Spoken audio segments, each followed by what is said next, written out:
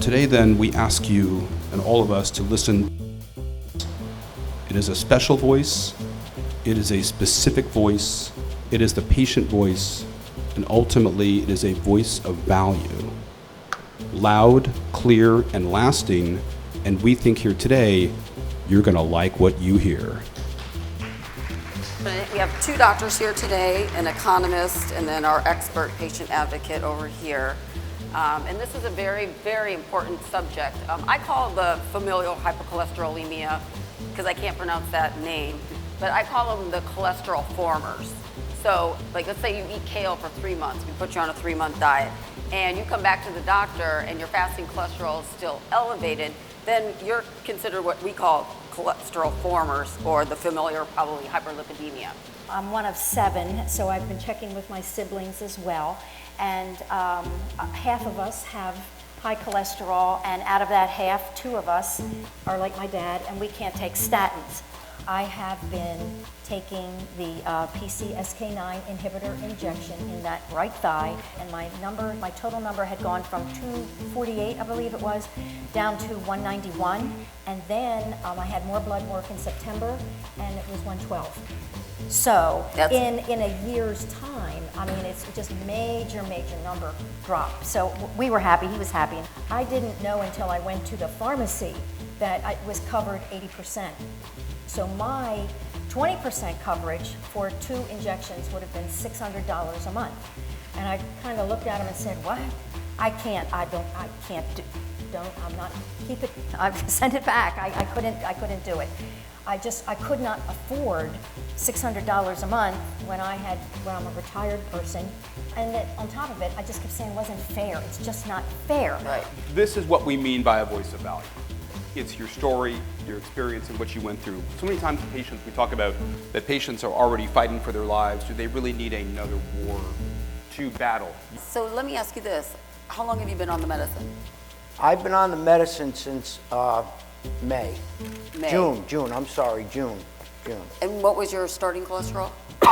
205, and in 2 weeks, 104. That's 2 so weeks. Awesome. That is so awesome. Yeah. That is very, very, Yeah, very good. it's a great drug, and this drug is just working superb. But I've already done 2 appeals.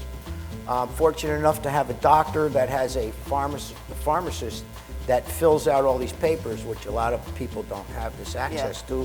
And now we're on our 3rd appeal for a federal appeal. And that's been going on for 2 months, and I still haven't heard anything back. We have to look at it as we're trying to achieve health care, not disease management. So I was concerned when they said they were waiting for you to have your heart attack or stroke before you could go on the medicine. That's not health care, that's disease management. Yep. In healthcare, it's a matter of aligning incentives. And so insurance companies have to have that incentive to provide coverage for these medications. Clearly the patients have the incentive, the physicians have the incentive, but now we have to align the incentive of the payers, and we have to make that argument that this is what health care is about. Yes. And if you want to do health care, not disease management, then you'll use medications and therapies like this to prevent disease. Well, let's go to the fundamental question. Why should Joanne pay $600 a month for a drug that the insurance companies are getting a 40% discount on, putting it in their pocket? Why aren't those savings being passed along to the patient and letting them, making it easier to use the drug, which, as you point out, is twice as effective, saves twice as many lives, reduces hospitalization costs by 70% if we weren't using them? That's wrong. Let me ask you a question. What does winning look like? What is winning, turning the tide, making this case? Tell us what a future, what a world looks like in which this point prevails and makes a difference in your patients' lives. I think it really boils down to letting doctors do what's best for patients. So we've heard the voices, the economist, the patient, the physician voice, and the experience. Where does the advocate fit in, and how do you accelerate and push that forward? Well, I think it's really important to understand that everybody's voice is valuable. We need the doctors. We need the economists, we need the patients, we need the payer, we need everybody to come together and say enough is enough. We're not going to allow insurance companies to rule how a doctor treats us, and we don't want them to be in our business.